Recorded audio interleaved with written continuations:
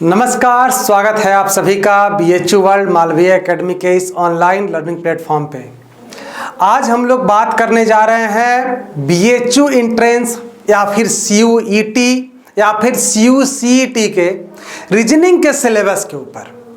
अभी तक ये पूर्ण रूप से कंफर्म नहीं कहा जा सकता है कि इस बार BHU अपना एंट्रेंस खुद लेगी या फिर सेंट्रल यूनिवर्सिटी एंट्रेंस टेस्ट के द्वारा आपका सेंट्रल यूनिवर्सिटीज़ में एग्जामिनेशन होगा। लेकिन एक बात तो तय है कि एग्जामिनेशन होगा। आपका किसी भी BHU में चाहे किसी भी सेंट्रल यूनिवर्सिटी में दाखिला एग्जामिनेशन के थ्रू ही होगा। वह एग्जामिनेशन MCQ बेस्ड होगा, यह भी बात तय है। और वह एग्जामिनेशन जो होगा उसमें रीजनिंग पूछेगा, ये भी तय बात है। खास करके आज हम बात करने जा रहे हैं BA आर्ट्स और सोशल के रीजनिंग के सिलेबस के ऊपर। अभी तक BHU अपना एग्जामिनेशन खुद लेता था। BA आर्ट्स और सोशल में BHU अपना एग्जामिनेशन खुद लेता था और पैटर्न था अभी तक ये कि 15 क्वेश्चन रीजनिंग से पूछा जाएगा। लेकिन अभी यह कंफर्म रूप से नहीं कहा जा सकता है। अभी तक जब मैं लेक्चर रिकॉर्ड कर रहा हूँ, वीडियो रिकॉर्ड कर रहा हूँ, तब यह कंफर्म रूप से नहीं कहा जा सकता है कि इस बार रीजनिंग में कितना क्वेश्चन पूछेगा। लेकिन एक बात कंफर्म रूप से मैं आपको बता सकता हूं कि रीजनिंग आपसे पूछेगा, चाहे CUCET हो, चाहे CUET हो, चाहे BHU अपना एंट्रेंस खुद ले। और आपको अगर BA आर्ट्स सोशल से करना है तो अगर आप अपना UG अपना ग्रेजुएशन आर्ट्स या सोशल के सब्जेक्ट से करना चाहते हैं तो उसके एंट्रेंस में रीजनिंग आपसे पूछेगा। एक बात तो तय है, अगर रीजनिंग आपसे पूछेगा तो उसका सिलेबस क्या होना चाहिए, कैसे हम उसकी तैयारी करें, कैसे हम पढ़ें, इसके ऊपर आज हम चर्चा करने वाले हैं। देखिए, रीजनिंग मुख्य रूप से रीजनिंग कहिए या मेंटल एबिलिटी कहिए, अब जो एग्जामिनेशन का पैटर्न आ गया है इसमें मुख्य रूप से बात हो रही है कि अब जो एग्जामिनेशन बच्चे दे रहे हैं उनके मानसिक क्षमता को कैसे पहचाना जाए, उनके मानसिक क्षमता का टेस्ट किया जाए। और इसी कारण रीजनिंग एक बहुत इंपॉर्टेंट टॉपिक हो जाता है। बहुत सारे बच्चे इसे ईजी वे में ले लेते हैं, क्या रीजनिंग हम तो सॉल्व कर लेते हैं, उसमें कोई दिक्कत नहीं है, हम उसमें ज़्यादा लोड नहीं लेंगे। लेकिन यहीं पर वो गलती कर देते हैं। जैसे ही आप थोड़ा सा लूज हुए, रीजनिंग अपना असर दिखाना शुरू करता है। आप थोड़ा सा लूज हुए तो क्या करेंगे, इसको कम पढ़ेंगे, कम ध्यान देंगे, कम प्रैक्टिस करेंगे और रीजनिंग जहां पे आ गया तो बाकी जो बच्चे इसे सिंसियरली पूर्वक पढ़ेंगे, एक बात तो तय है कि वह सवाल को सबसे जल्दी से लगा सकते हैं, एक्यूरेट लगा सकते हैं क्योंकि वह प्रैक्टिस किए हुए हैं और ज्यादा नंबर गेन कर सकते हैं। ज्यादा नंबर गेन कर सकते हैं, इसका अर्थ क्या हुआ कि उनका रैंक आपरूपी इनहांस कर जाएगा उन बच्चों से। ओवर कॉन्फिडेंस में जो बच्चे रीजनिंग को छोड़ देते हैं, ऑब्वियस सी बात है, मेरा एक्सपीरियंस कहता है लगातार 5-6 सालों का कि उन बच्चों का एकदम पतन होना तय है, उनका रैंक पीछे जाना तय है। इस कारण रीजनिंग आपके लिए बहुत इंपॉर्टेंट है, उसे ध्यानपूर्वक पढ़िए। चाहे 15 क्वेश्चन BHU अपना एग्जाम ले उसी प्रकार से पूछे, चाहे CUCET का सेक्शन A जहां पे एप्टीट्यूड टेस्ट के बारे में बात हो रही है कि एप्टीट्यूड टेस्ट होगा, उसमें भी रीजनिंग का जिक्र किया गया है। गौर से देखिएगा तो उसमें भी रीजनिंग का जिक्र किया गया है। तो चाहे central university all over India का एक एग्जामिनेशन हो, चाहे BHU अपना एंट्रेंस ले, रीजनिंग बहुत ही इंपॉर्टेंट रोल अदा करने वाला है। इस कारण इसके ऊपर अभी से ध्यान देना शुरू कर दीजिए। इसके ऊपर अगर आप ध्यान देंगे तो आपके ये मार्क्स में भी इन्हांस कराएगा, आपके रैंक को भी इंप्रूव करेगा और आपको अच्छे यूनिवर्सिटी में, और अगर आप सिर्फ BHU अपना एंट्रेंस लेता है, सिर्फ अगर आप BHU के लिए एंट्रेंस अगर आप देंगे तो इसमें लेने में, अच्छा रैंक प्राप्त करने में आपको सहायता मिलेगी। तो इस वीडियो में मैं रीजनिंग के सिलेबस के ऊपर डिस्कस करूंगा कि इसके सिलेबस को कितने भागों में हमने बांटा है, इसके बारे में बताऊंगा। उसको किस रूप से पढ़ेंगे इसके बारे में बताऊंगा। सिलेबस का डिटेल एनालिसिस करूंगा कि हर टॉपिक के बारे में बताऊंगा कि इस टॉपिक से कैसे सवाल आते हैं, कैसे इसको हम लोग टैकल करेंगे, कैसे हम लोग पढ़ेंगे। उसके बाद मैं आपको इस वीडियो में कोर्स के बारे में बताऊंगा कि हमारा कोर्स क्या है, उसके क्या फीचर हैं। तो इस कारण इस वीडियो को पूरे अंत तक देखिए, अंत तक जुड़े रहिए और उसके बाद कमेंट बॉक्स में बताइएगा कि आपको आज का ये वीडियो कैसा लगा। तो चलिए अब हम लोग सिलेबस के ऊपर डिस्कस करते हैं। देखिए, अगर आपका CUCET हो या CUET हो या BHU एंट्रेंस हो, ये तीनों में से कुछ भी हो, तो उसमें जो रीजनिंग आपको पूछने वाला है उसे हम लोग मुख्य रूप से 3 भागों में बांटते हैं। अगर CU-CET हो गया, क्लियर हो गया कि CU-CET होगा, CU-ET होगा, तो उसमें जो सेक्शन ए करके लिखा आता है कॉमन एप्टीट्यूड टेस्ट, उसमें भी रीजनिंग के बारे में जिक्र किया गया है। तो उसका भी रीजनिंग का यही सिलेबस रहेगा। अगर BHU अपना भी एंट्रेंस लेगा तो उसका भी रीजनिंग का यही सिलेबस रहेगा, क्योंकि हर साल दर साल रीजनिंग अपना सिलेबस में क्या कर रहा है, इन्हांस कर रहा है, क्वालिटी को बढ़ाते जा रहा है क्वेश्चन को। तो हम लोग इस बार इसी रूप से पढ़ने वाले हैं। तो देखिएगा मुख्य रूप से 3 भागों में हमने रीजनिंग को बांटा है।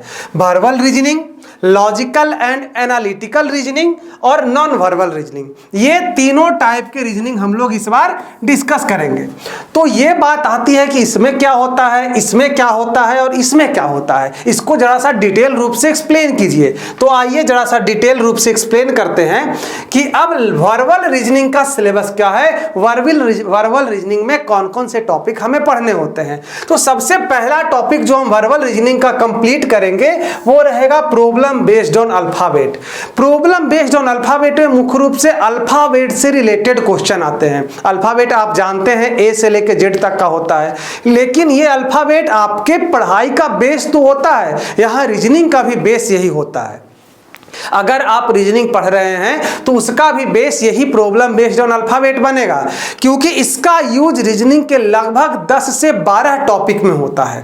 10 से 12 टॉपिक में इसका यूज होता है। इसको यूज कैसे करते हैं, सबसे पहले तो आपको ए से लेकर जेड तक हम याद करवाएंगे कि ए का 1 होता है, जेड का 26। अभी आप लोग भूल जाते हैं, लेकिन अगर आप क्लास करेंगे तो ए से लेकर जेड तक आपको कंठस्थ याद होगा, एकदम एक लेटर के बारे में उसका पोजीशन आपको याद होगा। उसके बाद इससे सवाल कैसे पूछेगा, अगर लेफ्ट से 10वें अक्षर के राइट में 12वें अक्षर के लेफ्ट में 13वां अक्षर कौन है, इस टाइप का सवाल पूछ देगा। उसके बाद लेफ्ट से 12वें अक्षर राइट से 15वें अक्षर के बीच में कौन सा अक्षर होगा, इस टाइप का सवाल। मतलब इस टाइप के अलग अलग सवाल आपसे इस टॉपिक से पूछे जाएंगे, जिसको हम लोग इसमें कंप्लीट करेंगे। अगला जो हमारा टॉपिक होगा वो कोडिंग डिकोडिंग का होगा। कोडिंग डिकोडिंग का यूज मुख्य रूप से रीजनिंग में सबसे ज्यादा किया जाता है, और इसके पीछे का तर्क भी है कि मुख्य रूप से रीजनिंग आपको भी पता है कि पूछा क्यों जाता है। पूछा इसलिए जाता है क्योंकि एग्जामिनर आपके मेंटल को टेस्ट करना चाहता है कि आपका माइंड कहां तक सोच सकता है, और कोडिंग डिकोडिंग उसमें उसका सबसे बड़ा सहायता करता है। जैसे अगर इस पेन को आम कहते हैं, पेन रिलेटेड टू आम, अगर पेन को आम कहते हैं तो कॉपी को क्या कहेंगे, इस टाइप का सवाल आपसे पूछ देगा। अगर 15-17 से रिलेटेड है तो 20 किससे रिलेटेड रहेगा, इस टाइप का सवाल। अगर राम को श्याम लिखा जाता है तो करण को क्या लिखा जाएगा, इस टाइप का सवाल आपको कोडिंग डिकोडिंग में पूछता है, जिसको हम लोग यहां पे कवर करेंगे। अगला जो हमारा टॉपिक होगा वो सीरीज होगा। सीरीज मतलब श्रेणी। देखिए हिंदी इंग्लिश का कोई परेशानी नहीं आने वाला है। अगर आप रीजनिंग पढ़ेंगे तो अगर आप हिंदी में पढ़ेंगे, हम आपको बाइलिंगुअल पढ़ाएंगे, उसमें कोई परेशानी होने की बात नहीं है कि आपको लैंग्वेज में परेशानी आएगा। सीरीज है, सीरीज को हम लोग श्रेणी कहेंगे।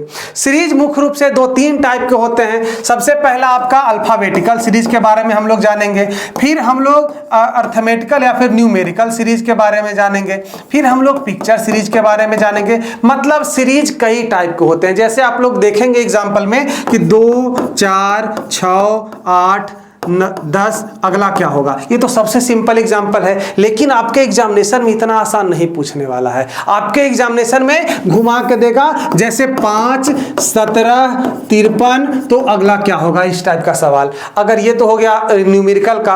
अगला अगर हम बात करते हैं अल्फाबेट का, तो ए होगा, जेड होगा, बी होगा, वाई होगा, तब अगला क्या होगा, इस टाइप का सवाल आपको सीरीज में पूछा जाता है। तो इस टाइप के सवाल को हम लोग इस टॉपिक के अंदर कवर करेंगे।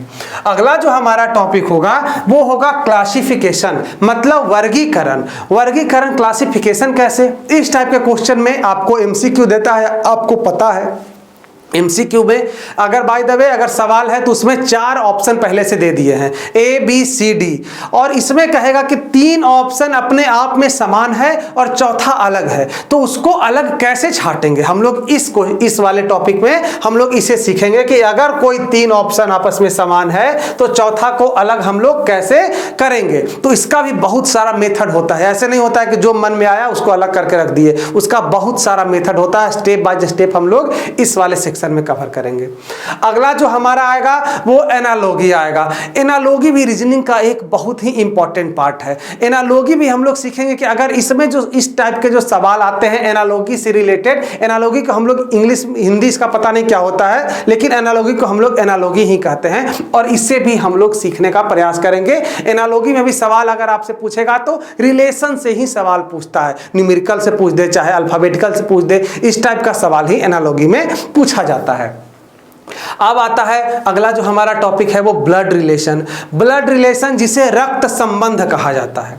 रक्त संबंध, जैसे रक्त संबंध तो रीजनिंग देखो मुख्य रूप से बात ऐसी है बच्चों की आपसे अगल बगल का, आप जो सराउंडिंग में देख रहे हैं उसी से रिलेटेड क्वेश्चन आपसे पूछा जाता है और ब्लड रिलेशन इसी का एक टॉपिक है। जैसे आपके पिताजी के चाचा जी की बुआ के पुत्र से आपका क्या संबंध है, ये तो आसान सवाल है, लेकिन यहाँ पे जो क्वेश्चन आपसे पूछा जाएगा, जो क्वेश्चन एग्जामिनर बनाएगा उसमें थोड़ा सा ट्विस्ट करेगा। आपको इसमें स्टेटमेंट दे देगा कि अच्छा आपके पिताजी के चाचा के बुआ का पुत्र से आपका भाई का संबंध है, यहाँ पे कंक्लूजन एक टाइप से दे देगा कि हाँ यह संबंध सत्य है, यहाँ पे कह देगा नहीं यहाँ पे भाई नहीं भतीजा होगा। इस टाइप का सवाल अब पूछना शुरू कर दिया है। तो हम लोग तो सबसे पहले जनरल सीखेंगे कि अच्छा रिश्ता निकाला कैसे जाता है, हम लोग इसमें सीखेंगे सबसे पहले रिश्ता होता क्या है, उसकी शुरुआत कहाँ से होती है, रीजनिंग में इसको हम लोग कैसे पढ़ते हैं, तो इसके बारे में हम लोग सबसे पहले सीखेंगे। उसके बाद हम लोग इसके डिटेल में जाएंगे। ब्लड रिलेशन का हर टाइप, जितना टाइप का क्वेश्चन आपके एग्जामिनेशन के पॉइंट ऑफ व्यू से इंपॉर्टेंट है, सब हम लोग इसमें डिस्कस करेंगे।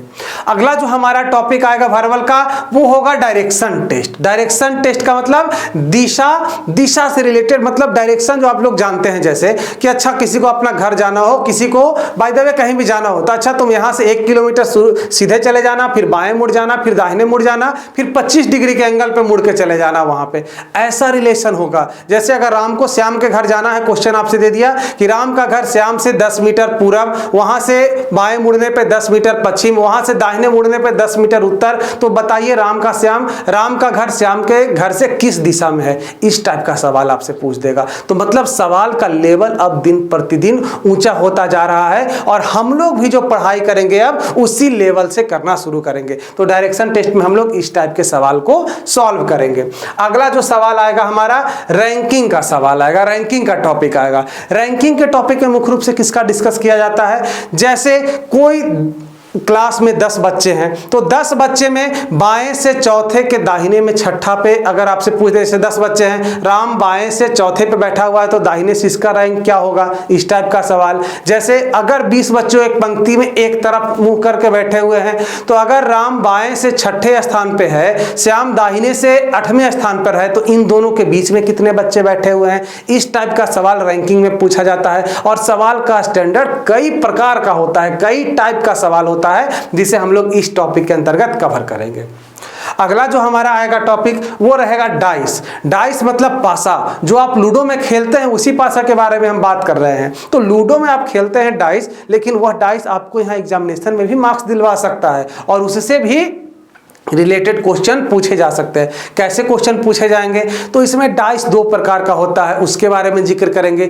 और इसमें जो क्वेश्चन आपसे पूछा जाएगा, जैसे अगर ऊपर में 1 है, डाइस ऐसे रखा हुआ है तो ऊपर में 1 है तो नीचे उसका कौन सा अंक होगा। अगर 2-3 डाइस रखा हुआ है और आपसे कह देगा कि अच्छा 1 के पीछे बगल में कौन सा अंक होगा, आपको ये बताना है। 2-3 डाइस अलग अलग पोजीशन में करके रख देगा और पूछेगा अच्छा बताइए 2 के पीछे में कौन सा होगा नंबर आएगा, 4 के पीछे में कौन सा नंबर आएगा। तो आपको ये सब चीज हम डाइस चैप्टर में सिखाएंगे, बस आप सीखने के लिए अगर तैयार रहेंगे तब। उसके बाद जो हमारा टॉपिक आएगा वो होगा क्यूब एंड क्यूबाइड, घन और घनाभ। घन और घनाभ रहेगा, इसमें भी क्या क्वेश्चन पूछा जाता है बेसिकली कि एक क्यूब रहेगा उसको कई अलग अलग भागों में बांट देगा, कई छोटे छोटे क्यूबों में बांट देगा, और उसके बाद पूछेगा अच्छा बताओ इसमें इंटरनल क्यूब कितना है, इसमें कॉर्नर क्यूब कितना है, इसमें साइड क्यूब कितना है। इस टाइप का सवाल आपसे पूछेगा कि इंटरनल अंदर वाला घनाभ कितना बन सकता है, कोना पे घनाभ है वो कितना बन सकता है, कोना पे जो घन है वो कितना बन सकता है। इस टाइप का सवाल क्यूब एंड क्यूबाइड में पूछेगा, तो हम लोग इसके अंतर्गत इसको कवर करेंगे। अगला जो हमारा टॉपिक होगा वो टॉपिक होगा क्लॉक। क्लॉक मतलब घड़ी, जो आपके दीवार पे टंगी है या फिर आप मोबाइल में देखते हैं या फिर आपके हाथ में लगी होगी। इस घड़ी से भी रीजनिंग में सवाल आता है और यह भी एक इंपॉर्टेंट टॉपिक के रूप में आपके सामने आता है।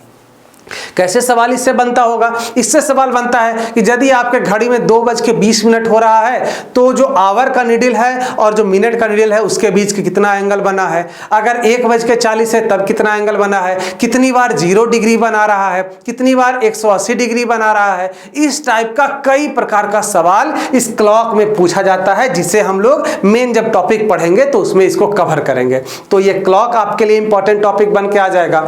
उसके बाद जो हमारा टॉपिक रहेगा वर्बल रीजनिंग में वो अर्थमेटिकल रीजनिंग होगा। अर्थमेटिकल रीजनिंग का क्या अर्थ है सर? अर्थमेटिकल रीजनिंग का अर्थ है कि जो आप अंकगणित पढ़ते हैं, अंकगणित जो आप पढ़ते हैं उसके टाइप का सवाल आपको रीजनिंग में पूछ देगा। जैसे कभी कभी होता क्या है कि देखो मैथ और रीजनिंग में कहीं ना कहीं थोड़ी समानता है। समानता का अर्थ है कि जो मैथ का एक तरह से आप कह सकते हो कि लो लेवल का क्वेश्चन या फिर मैथ का जो बेसिक क्वेश्चन है उसे ये लोग अर्थमेटिकल रीजनिंग में डाल देते हैं।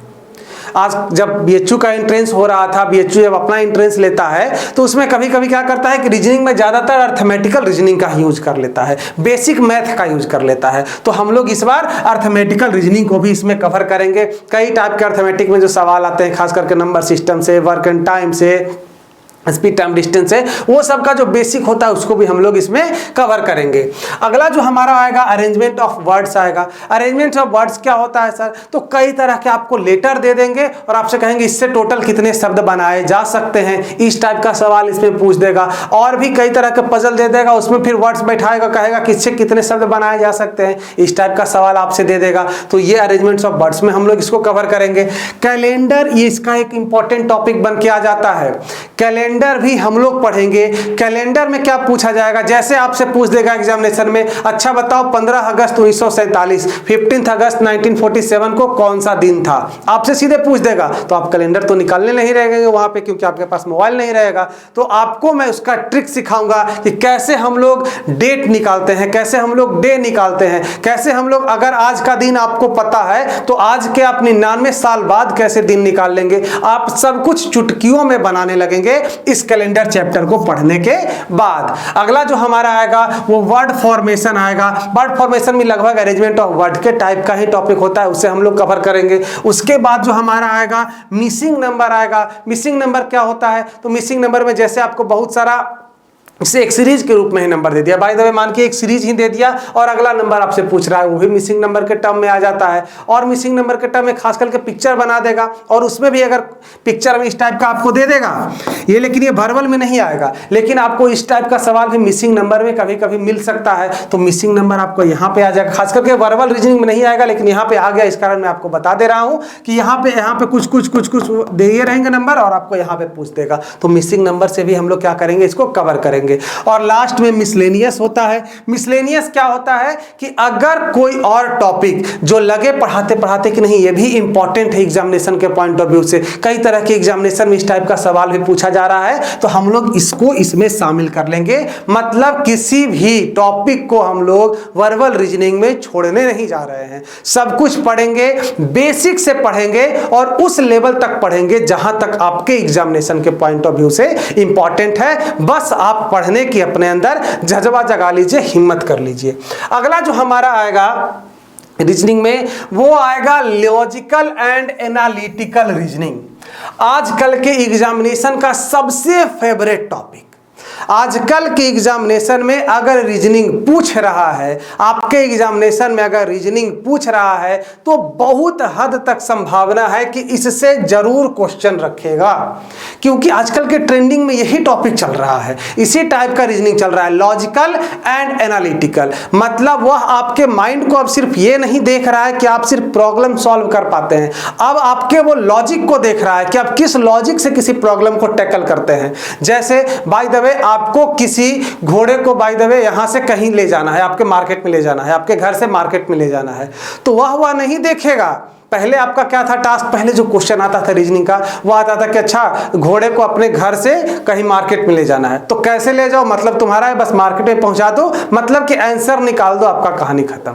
लेकिन आजकल का जो सवाल आ रहा है वह कह रहा है किस लॉजिक से तुम ले जा रहे हो। जैसे घोड़े पर बैठ के तुम आगे घास दिखाकर उसको लेके जा रहे हो कि घोड़ा अपने आप चले, या फिर पीछे से डंडा मार मार के घोड़ा को ले जा रहे हो, या फिर घोड़े के गले में रस्सी बांध के तुम घोड़ा को घसटाते हुए ले जा रहे हो। अब इसके ऊपर चर्चा होने लगी है, अब इसके ऊपर क्वेश्चन आने लगा है, तो आपके लॉजिक को वह देखना चाह रहा है कि आप किस प्रकार से लॉजिकल रूप से सबसे सटीक लॉजिक के साथ क्वेश्चन को सॉल्व करते हैं, किस प्रकार से क्वेश्चन का एनालिसिस करते हैं आप और उसको सॉल्व करते हैं। तो देखिए लॉजिकल एंड एनालिटिकल रीजनिंग सबसे इंपॉर्टेंट टॉपिक अभी का ये है। जैसे ही इसका सवाल आपको मिले आपको बना देना है, कब, जब आप पढ़ेंगे। उसमें जो सबसे इंपॉर्टेंट टॉपिक मैं रखा हूं सबसे ऊपर वो होता है वेन डायग्राम का। वेन डायग्राम आप लोग क्लास 10th में भी पढ़ते हैं मैथ के टॉप चैप्टर में, लेकिन यहाँ पे भी रीजनिंग में भी इसका यूज होगा और हम लोग इसको बेसिक से सीखेंगे।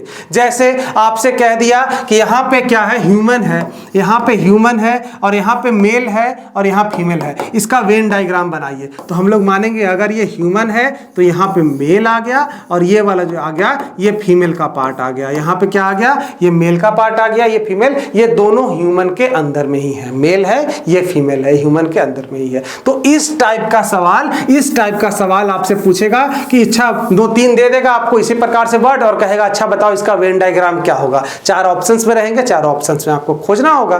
क्लियर, ये आया। अगला जो हमारा टॉपिक होगा सैलोगिज्म। सैलोगिज्म क्या, सबसे पहले तो यही सबसे कड़ा लगता था, लेकिन अब ये आसान हो गया। सैलोगिज्म का अर्थ है न्याय वाक्य होता है। न्याय वाक्य में क्या कहा जाता है, सैलोगिज्म में एग्जामिनर के मन की चलती है। एग्जामिनर के मन की चलने का क्या अर्थ है सर, कि आपको एग्जामिनर कह देगा सभी बैल बकरी हैं, सभी बैल बकरी हैं, सभी कुत्ते शेर हैं, आपको 2 स्टेटमेंट दे देगा और फिर कहेगा कंक्लूजन, सभी कुत्ते बकरी हैं, सभी बैल शेर हैं। आपको अब 2 दे दिया निष्कर्ष, 2 दे दिया स्टेटमेंट, 2 दे दिया निष्कर्ष। अब आपके सामने नीचे रहेगा 4 ऑप्शन, केवल पहला निष्कर्ष फॉलो करता है, केवल दूसरा निष्कर्ष फॉलो करता है, या तो पहला या तो दूसरा निष्कर्ष फॉलो करता है, ना तो पहला ना तो दूसरा निष्कर्ष फॉलो करता है। अब आपको इस टाइप का क्वेश्चन सॉल्व करना हो। क्वेश्चन देखने में भले बवंडर जैसा आपको बड़ा लगे, लेकिन अगर आप इसके बेसिक कॉन्सेप्ट को सीख लेंगे, अगर आप इसको बनाना सीख लेंगे, तो चुटकियों में इसके सवाल को आप बना सकते हैं, जो कि जब हम सैलोगिज्म चैप्टर पढ़ेंगे तो उसमें डिटेल रूप से डिस्कस करेंगे। अगला जो हमारा चैप्टर बन के आएगा वो रहेगा स्टेटमेंट एंड आर्गुमेंट। स्टेटमेंट और आर्गुमेंट का क्या अर्थ है, कथन और तर्क। कथन और क्या हो जाएगा, तर्क। इसमें क्या कहता है, स्टेटमेंट और आर्गुमेंट अभी के समय का बहुत इंपॉर्टेंट टॉपिक बना हुआ है, बहुत सारा सवाल इस पे कहेगा। कथन और तर्क, आपको एग्जामिनर एक कथन दे देगा, एक स्टेटमेंट दे देगा और ऐसा स्टेटमेंट दे देगा और उसके नीचे एक तर्क दे देगा, 1 या 2 आपको तर्क दे देगा और आपको फिर कहेगा बताइए इसमें कौन सा तर्क सही है। आपको इस टाइप का सवाल स्टेटमेंट एंड आर्गुमेंट के चैप्टर में मिलेगा। जैसे आपसे कह दिया, जैसे आपसे क्वेश्चन में कह दिया कि अच्छा कोई मित्र एक दूसरे मित्र को सलाह देता है कि शेयर मार्केट में पैसा लगाना चाहिए, क्या कहेगा आपको स्टेटमेंट, शेयर मार्केट में पैसा लगाना चाहिए। पहला आपको आर्गुमेंट दे देगा, हाँ पैसा लगाना चाहिए क्योंकि उसमें बहुत पैसा बढ़ता है। दूसरा उसमें आर्गुमेंट दे देगा, हाँ पैसा लगाना चाहिए लेकिन सोच समझकर पूरा ट्रेडिंग सीखने के बाद। ये आपको 2 तर्क दे दिया और आपको बताना है कि इसमें कौन सा तर्क मजबूत है। देखो तर्क दोनों है, तर्क दोनों है, लेकिन आपको बताना है कि कौन सा तर्क इसमें मजबूत है, पहला वाला या दूसरा वाला, ना तो पहला वाला ना तो दूसरा वाला, या फिर दोनों, आपको ये बताना रहेगा। तो ये हम लोग जब सिलेबस डिस्कस करेंगे स्टेटमेंट आर्गुमेंट का टॉपिक, तो उसमें डिटेल रूप से जानेंगे कि अच्छा तर्क गलत भी होते हैं क्या, तर्क क्या हैवी और वेट होते हैं, मतलब हल्का तर्क और भारी तर्क होता है, मजबूत तर्क और कमजोर तर्क होता है, किस रूप से हम लोग मानेंगे, कैसे हम लोग आर्गुमेंट को जानेंगे, ये सब हम लोग जब उस समय डिस्कस करेंगे चैप्टर, तो उसमें जिक्र करेंगे। अगला जो हमारा टॉपिक आएगा वो आएगा स्टेटमेंट एंड कंक्लूजन। स्टेटमेंट मतलब कथन और कंक्लूजन मतलब निष्कर्ष। कथन और निष्कर्ष का क्या अर्थ है? कथन और निष्कर्ष, यहां पे क्या था, तर्क, कथन दिया और उसके बाद तर्क आपसे पूछा, लेकिन यहां कथन देने के बाद, स्टेटमेंट देने के बाद आपसे क्या कह रहा है, कंक्लूजन दिया है। सिलोगिज्म में भी सेम चीज था, लेकिन सिलोगिज्म और इसमें थोड़ा सा डिफरेंस है। सिलोगिज्म और इसमें थोड़ा सा डिफरेंस है। सिलोगिज्म क्या है, एग्जामिनर के मन के ऊपर है, और यहां पे जो स्टेटमेंट और कंक्लूजन है वह कहीं ना कहीं आपके डे टू डे लाइफ से, अभी प्रकृति में हो रही घटनाओं से, अगल बगल हो रही घटनाओं से इसमें स्टेटमेंट बनाया जाता है और उसके अनुसार निष्कर्ष दिया जाता है। जैसे आपसे मैं एग्जांपल के रूप में कहूं कि कच्चे तेल के दाम में वृद्धि के कारण सरकार ने यह समीक्षा बैठक की है कि डीजल के दाम में वृद्धि, डीजल के दाम के ऊपर सरकार ने समीक्षा बैठक की है, सरकार के प्रवक्ता ने ऐसा कहा। फिर से क्वेश्चन सुनिएगा। स्टेटमेंट बोला कि सरकार के प्रवक्ता ने कहा कि कच्चे तेल के दामों में बढ़ोतरी के कारण सरकार ने डीजल के दाम के लिए एक समीक्षा बैठक की है। आपको यह दे दिया क्या, स्टेटमेंट। अब यहां पे दो कंक्लूजन दे दिया। पहला कंक्लूजन, डीजल के दाम में, कच्चे तेल के दाम में वृद्धि से डीजल के दाम में वृद्धि होगी। कच्चे तेल के दाम से डीजल के दाम में वृद्धि होगी। और आपका दूसरा कंक्लूजन दे दिया, दूसरा निष्कर्ष दे दिया कि कच्चे तेल के दाम में वृद्धि से डीजल के दाम में कोई वृद्धि नहीं होगी। बात समझ में आ रही है? सबसे पहले तो आपको स्टेटमेंट दे दिया कि यहाँ जो कच्चा तेल है, क्रूड ऑयल है, उसके दाम में लगातार जो ग्रो हो रहा है, लगातार जो उसका दाम बढ़ते जा रहा है, लगातार जो उसका दाम बढ़ते जा रहा है, उसके लिए सरकार ने एक समीक्षा बैठक की है। अब जो पहला कंक्लूजन इसका आ रहा है कि हाँ, जैसे जैसे कच्चा तेल का दाम बढ़ेगा वैसे ही डीजल का दाम भी बढ़ेगा। दूसरा कंक्लूजन दे दिया है कि जैसे ही कच्चा तेल का दाम बढ़ेगा डीजल के दाम में कोई प्रभाव नहीं पड़ेगा। अब आपको बताना है कि कौन सा कंक्लूजन सही है। पहला सही है, दूसरा सही है, या तो पहला या तो दूसरा सही है, ना तो पहला ना तो दूसरा सही है। आपको इस टाइप का सवाल दे देगा। तो ये तो सिंपल सी बात हो गई, थोड़ा सा बस दिमाग लगाना है कि अच्छा कच्चे तेल के दाम में वृद्धि के कारण समीक्षा बैठक की गई है।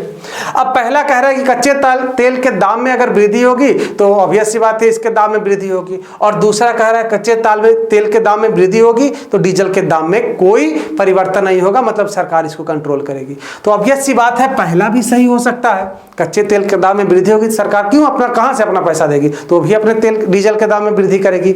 दूसरा भी सही हो सकता है कि कच्चे तेल के दाम में जैसे वृद्धि होगा तो सरकार उसको कंट्रोल करने का प्रयास करेगी और उसका जो खर्च है खुद वहन करेगी और जनता के ऊपर लोड नहीं देगी। तो या तो पहला या तो दूसरा, या तो दाम बढ़ेगा या तो दाम स्थिर रहेगा, या तो दाम बढ़ेगा या तो दाम स्थिर रहेगा, यही दो कंडीशन हो सकता है। तो इसका आइदर और का सही हो जाएगा। इस टाइप के कई तरह के सवाल, कई तरह के यहाँ पे कंक्लूजन के बारे में हम लोग डिस्कस करेंगे, उसके बारे में जानेंगे कि पैटर्न क्या है, कैसे हम लोग समझ सकते हैं। इन सब के बारे में किसमें डिस्कस करेंगे, स्टेटमेंट एंड कंक्लूजन टॉपिक में। अगला जो हमारा आएगा statement and assumption. Statement and assumption आजकल के सबसे इंपॉर्टेंट टॉपिक में इसको शामिल किया गया है। कथन और पूर्व धारणा, कथन और पूर्व धारणा इसको कहते हैं। इसमें किस टाइप के सवाल पूछे जाते हैं, अब देखिए इस पे भी कथन दे दिया है और आपको यहाँ पे अजम्पशन दे दिया है। पूर्व धारणा मतलब पहले से ऐसे मान लेना। जैसे मैं आपको एग्जाम्पल के रूप में बताऊं कि भारतीय शेरों ने चीनी ड्रैगन को धोया, भारतीय शेरों ने चीनी ड्रैगन को धोया, ये तो मैं स्टेटमेंट दे दिया। तो आपके मन में कोई पत्रकार ये बात लिख दिया या फिर मैं स्टेटमेंट दे दिया, तो आपके मन में एक पूर्व धारणा बनी कि भारतीय शेरों ने ड्रैगन को धोया, इसका अर्थ क्या है, भारतीय शेरों ने ड्रैगन को धोया, इसका अर्थ है कि पत्रकार या फिर मैं कहना चाहता हूं कि भारत ने चीन को धोया। कहना तो यही चाहते हैं, चाहे सैनिक रूप से हो चाहे किसी भी रूप से हो। भारत ने चीन को पछाड़ा, कहना तो हम ये चाहते हैं, लेकिन हम क्या बोल दिए हैं, भारतीय शेरों ने ड्रैगन को धोया। तो ड्रैगन का अर्थ सब लोग जानता है कि अच्छा ड्रैगन का जिक्र हो रहा है तो कहीं ना कहीं चीन का जिक्र हो रहा है, कंगारू का जिक्र हो रहा है तो कहीं ना कहीं ऑस्ट्रेलिया का जिक्र हो रहा है। नहीं, कहीं पेपर में पढ़ते हैं कि अगर भारत ऑस्ट्रेलिया को हरा देता है तो भारतीय शेरों ने कंगारुओं को पछाड़ा, ऐसा लिखा जाता है। तो इसका अर्थ है कि पूर्व धारणा आपके दिमाग में बन गया है। जैसे मैं आपको एग्जाम्पल के रूप में बताऊं, मालवीय एकेडमी का एक ब्रांच पटना में खुलने जा रहा है। मालवीय एकेडमी का एक ब्रांच पटना में खुलने जा रहा है। इसका क्या अर्थ हुआ? इसका दो पूर्व धारणा बन सकता है। एक तो ये समझेंगे कि अच्छा पटना में भी अब पढ़ाई शुरू हो जाएगी, पटना में भी अब पढ़ाई शुरू हो जाएगी। दूसरा ये कहेंगे कि अच्छा पटना में तो खुल तो रहा है लेकिन वहाँ पढ़ाई नहीं होगी, सिर्फ और सिर्फ मैनेजमेंट देखा जाएगा, कैसे कैसे मैनेज किया जाए। ये दोनों पूर्व धारणाएं हैं। अब इसमें कौन सही है, कौन पूर्व धारणा ज़्यादा मजबूत है, इसके ऊपर हम लोग चर्चा करेंगे। ठीक, तो इसके बारे में हम लोग डिटेल रूप से इस वाले टॉपिक जो पढ़ेंगे अच्छे से कि कैसे पूर्व धारणा होता है, कौन कौन सा वर्ड्स इसमें इंपॉर्टेंट होता है, इसके बारे में डिटेल रूप से इस टॉपिक में हम लोग जिक्र करेंगे। अगला जो हमारा टॉपिक होगा वो होगा काउज एंड इफेक्ट, कारण और प्रभाव। कारण और प्रभाव आपको काउज सबसे ऊपर दे देगा कि जैसे कोरोना के कारण, कोरोना पूरे देश में फैला, ये कारण हुआ, या कोरोना चीनी रूप से चीन के एक वायरस के कारण फैला। इफेक्ट, चीन पूरे दुनिया में बदनाम हुआ। प्रभाव, चीन पूरे दुनिया में बदनाम हुआ। आपको इस टाइप का सवाल आपसे दे देगा। आपको बताना रहेगा अच्छा ये सही इफेक्ट इस कारण का है कि नहीं है, अगर नहीं है तो फिर उसमें क्या है। आपको इस टाइप का सवाल, इसमें भी 4 ऑप्शंस रहेंगे, आपको फिर ऑप्शन छांटने होंगे। उसी टाइप का काउज एंड एक्शन में भी कारण और उसके क्या क्रिया, कारण और क्रिया। जैसे भारत में कोरोना का दर दिन प्रतिदिन बढ़ते जा रहा है, भारत में कोरोना दर दिन प्रतिदिन बढ़ते जा रहा है। भारत में लापरवाही के कारण कोरोना दिन प्रतिदिन बढ़ते जा रहा है, ये कारण हुआ। अब उसका एक्शन, सरकार इसको रोकने की अथक प्रयास कर रही है, सरकार के नहीं रोकने के कारण कोरोना बढ़ रहा है। इस प्रकार का एक्शन आपको 1 2 3 4 करके दे देगा और फिर आपको समझना होगा कि इसमें इस काउज के लिए, इस कारण के लिए कौन सा एक्शन सही है। आपको इस टाइप का सवाल पूछेगा जिसे हम लोग इस टॉपिक में डिटेल रूप से कवर करेंगे। अगला जो हमारा इसमें टॉपिक होगा वो होगा डिसीजन मेकिंग्स। डिसीजन मेकिंग से भी सवाल आता है। कैसे सवाल इसमें आता है? जैसे आपसे कह देगा, स्टेटमेंट क्वेश्चन कह देगा कि अगर आपको किसी एक जगह का डीएम बनाया जाता है, अगर आपको किसी एक जगह का डीएम बनाया जाता है, उस जगह पे बाढ़ आ जाती है तो आप क्या करेंगे? पहला ऑप्शन, बाढ़ रोकने के लिए पुल बनवाएंगे, बाढ़ रोकने के लिए दीवार बनवाएंगे, सबसे पहले बाढ़ से लोगों को बचाने के लिए ऊपर शरणार्थी स्थल बनाएंगे। आपको इस टाइप का 3 4 ऑप्शन दे देगा और आपसे पूछेगा इसमें बताओ सही ऑप्शन क्या है। जैसे एक सवाल पिछले साल पूछा था कि अगर आप बैठे हैं और आपके सामने आपके किसी महिला मित्र के दुपट्टे में आग लग जाती है तब आप क्या करेंगे? पहला ऑप्शन, आप जाके सबसे पहले पानी ढूंढेंगे उस पर डालने के लिए। दूसरा ऑप्शन, आप उसका दुपट्टा खींच के उसका आग बुझा देंगे। तीसरा ऑप्शन, आप खूब कस के हल्ला करेंगे कि उसके में आग लग गया। इस टाइप के 3 4 ऑप्शन रहेंगे और आपको बताना होगा कि अच्छा इसका क्या सही जवाब है। तो ये आपका इस टॉपिक में आ जाएगा डिसीजन मेकिंग में। अगला जो इसका टॉपिक आएगा पजल। पजल मतलब इधर उधर अरेंज करना। पजल आपका पिक्चर से भी हो सकता है, पजल आपका अर्थमेटिक रूप से भी हो सकता है, पजल आपका रैंकिंग से भी हो सकता है। तो पजल से बहुत तरह के सवाल बनते हैं। और जो लास्ट आएगा वो होगा हमारा सीटिंग अरेंजमेंट। सीटिंग अरेंजमेंट भी एक तरह से पजल भी है, जो कि इसी का लॉजिकल एंड एनालिटिकल रीजनिंग का ही भाग है। सीटिंग अरेंजमेंट में क्या, 4-5 बच्चे एक जगह पे एक तरफ चेहरा करके बैठे हुए हैं। राम बाएं से चौथा है, श्याम बाएं से 8वां है, श्याम जो 5-6 बच्चे हैं उसमें मोहन है जो राम के बाएं से 10वां है। इस टाइप का कई तरह का सवाल आपको दे देगा। एक ही सवाल में 4-5 क्वेश्चन दे देगा, 4-5 स्टेटमेंट दे देगा और फिर आपसे उसी से 2-3 सवाल भी पूछेगा। तो सीटिंग अरेंजमेंट का इस टाइप का सवाल रहेगा। लेकिन उसको बनाने का होता क्या है कि जो बच्चे इसको नहीं सीखे रहते हैं कहीं से भी शुरू कर देंगे, कहीं जाके अंत कर देंगे और गलत करके आ जाएंगे। उसको बनाने का भी एक विशेष ढंग है। तो हम लोग उस पर भी चर्चा करेंगे और उसको सॉल्व करेंगे, अच्छे से सीखेंगे। ये सीटिंग अरेंजमेंट। तो यहाँ पे लॉजिकल और एनालिटिकल रीजनिंग का सिलेबस हमारा समाप्त होता है। अब जो हमारा रीजनिंग का एक और टाइप है वो हो जाएगा non verbal reasoning. Non verbal reasoning क्या होता है, उसमें कौन कौन से टॉपिक आते हैं? तो वैसे टॉपिक जिसमें पिक्चर का जरूरत आ जाए। किसका? पिक्चर का जरूरत आ जाए। जैसे पिक्चर एनालॉगी, कई तरह का पिक्चर रहेगा, उसमें किसी आपको छांटना होगा तो पिक्चर एनालॉगी का यहाँ पे जिक्र करेंगे। या फिर आप देख सकते हैं एनालॉगी का इस प्रकार से आपसे कहेगा कि यहाँ पे त्रिभुज और यहाँ पे ये रहेगा चतुर्भुज, ये टाइप का सवाल। और फिर आपसे कह देगा यहाँ पे कि अच्छा बताओ ऐसा अगर रहेगा तो क्या होगा, अगला ऐसा रहेगा तो क्या होगा, इस टाइप का सवाल आपसे पूछ देगा पिक्चर एनालॉगी में। मतलब इसमें मुख्य रूप से पिक्चर्स का यूज करेगा। अगला जो हमारा रहेगा पिक्चर सीरीज। जैसे हम लोग सीरीज पढ़े थे ना, arithmetical series, alphabetical series, arithmetical plus alphabetical series, यहाँ पे पिक्चर सीरीज भी रहेगा। इसी को अगर आप मान लीजिए तो इसको सीरीज कर देंगे तो अगला नंबर क्या होगा, इस टाइप का साधारण सवाल ये तो आपको देखने में लग रहा होगा, लेकिन इसी में जब ट्विस्ट कर देता है तो कड़ा सवाल भी बन जाता है। इसको भी हम लोग पढ़ेंगे। अगला क्या होगा, इम्प्लिसिट ऑफ फिगर, मतलब पिक्चर के अंदर कोई पिक्चर छुपा रहता है उसको भी आपको निकालने के लिए कहेगा, तो इस टाइप के भी सवाल हम लोग डिस्कस करेंगे और उसको सीखेंगे।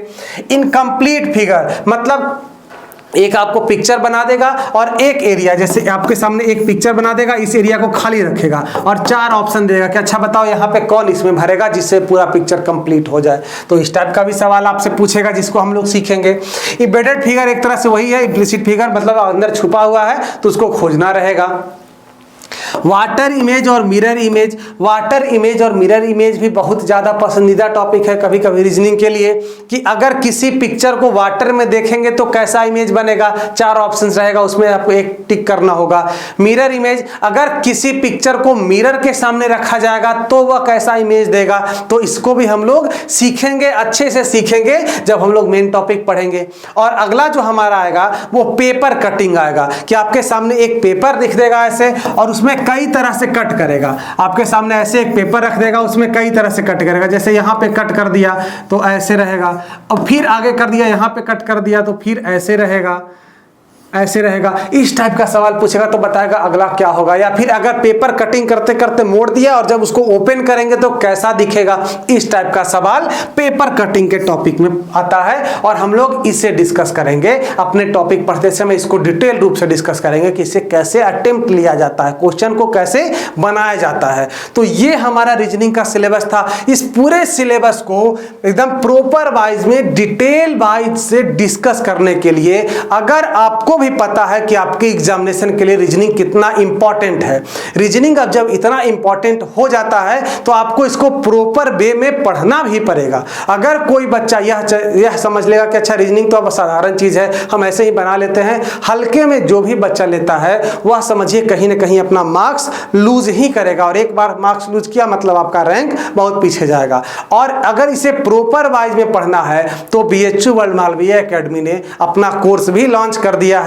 अगर आप हमारे कोर्स से जुड़ना चाहते हैं तो आप अभी जुड़ सकते हैं। हमने अपने कोर्स में इस बार बहुत सारे एडिशनल फीचर भी जमा किए हैं, जिसमें आपको सबसे पहले अनलिमिटेड टाइम्स देखने के लिए वीडियो दिया जाएगा। जो वीडियो आपके कोर्स में, जैसे आप हमारा कोर्स जब परचेज करेंगे तो जो आपको वीडियो मिलेगा उससे आप जितनी दफा उतनी बार देख सकते हैं। उसके बाद वह वीडियो रिकॉर्डेड लेक्चर के रूप में, सबसे पहले जो आपको वीडियो जाएगा रिकॉर्डेड रूप में जाएगा, जिससे आपको समय भी ज़्यादा बर्बाद ना हो, पूरे कॉन्सेप्ट के साथ सीख ले। उसके बाद हम लोग लाइव भी आपके साथ डिस्कस करेंगे। उसके बाद मीडियम का कोई परेशानी नहीं, हिंदी इंग्लिश बाइलिंगुअल आपका क्लास चलेगा।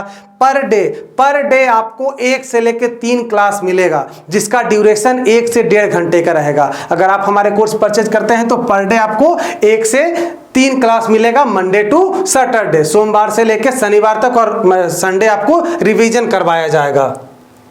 उसके बाद इस बार हमने अपने कोर्स में टेस्ट सीरीज को भी इंक्लूड कर लिया है। टेस्ट सीरीज को इंक्लूड किया है 2 टाइप से। सबसे पहले चैप्टर वाइज टेस्ट सीरीज, जैसे ही आपका एक चैप्टर कंप्लीट होगा तुरंत आपको एक टेस्ट देना होगा। जैसे ही सोचिए बाय द वे आपका क्लासिफिकेशन कंप्लीट हो, आपका एनालॉगी कंप्लीट हो, आपका पेपर कटिंग कंप्लीट हो, तुरंत आपका एक टेस्ट लिया जाएगा। और उसके बाद यूनिट वाइज टेस्ट का भी हम लोग प्रावधान किए हैं कि 12 यूनिट टेस्ट भी आपसे लिया जाएगा। यूनिट टेस्ट में जैसे 3-4 चैप्टर को एक में मिला के आपको टेस्ट लिया जाएगा। मतलब प्रॉपर तैयारी कराई जाएगी। अगर आपकी इच्छा है कि मैं सेंट्रल यूनिवर्सिटी में पढ़ूं, मैं अपना एग्जामिनेशन क्रैक करूं, तो उसके लिए एक विशेष पैकेज आपके लिए लाया गया है। आपको बस मेहनत करना है, पढ़ने की इच्छा जगानी है, सफलता आपके कदमों में रहेगी। अगर आप हमारा कोर्स ज्वाइन करना चाहते हैं तो प्ले स्टोर से मालवीय एकेडमी ऐप डाउनलोड कर लीजिए, उससे आप हमारा कोर्स परचेज कर सकते हैं। इस वीडियो के डिस्क्रिप्शन बॉक्स में भी बहुत सारे वीडियो का लिंक दिया गया है कि कैसे कोर्स से ज्वाइन करें, कैसे कोर्स को ज्वाइन करें, उसको भी एक बार आप देख के कोर्स ज्वाइन कर सकते हैं। और ज़्यादा जानकारी के लिए आप हमारे फ़ोन नंबर 7081690644 पे कॉल या व्हाट्सएप करके भी विशेष जानकारी ले सकते हैं। और अगर आपको इच्छा हो तो helpmalviyaacademy@gmail.com पे भी अपना क्वेरी भेज के आप हेल्प ले सकते हैं। तो ये हमारे कोर्स के फीचर थे। अगर आप अपना सुनहरा भविष्य चाहते हैं, अगर आप मेहनत करना चाहते हैं, अगर आप सफलता पाना चाहते हैं, तो आप हमारे कोर्स को ज्वाइन कर सकते हैं। आपको हमारा ये वीडियो कैसा लगा कमेंट बॉक्स में ज़रूर बताइए। क्या आप रीजनिंग पढ़ने के लिए तैयार हैं, इसे भी बताइएगा। अगर आप हमारे चैनल पर नए हैं तो इस वीडियो को लाइक करें, हमारे चैनल को सब्सक्राइब करें और बेल आइकन जरूर दबा दें, जिससे कोई भी अपडेट सबसे पहले आपके पास जाए और आप आसानी से पढ़ाई कर सकें। मिलते हैं नए वीडियो में नए चैप्टर के साथ पूरे डिटेल वाइज से। तब तक के लिए स्वस्थ रहें, मस्त रहें। बहुत बहुत धन्यवाद।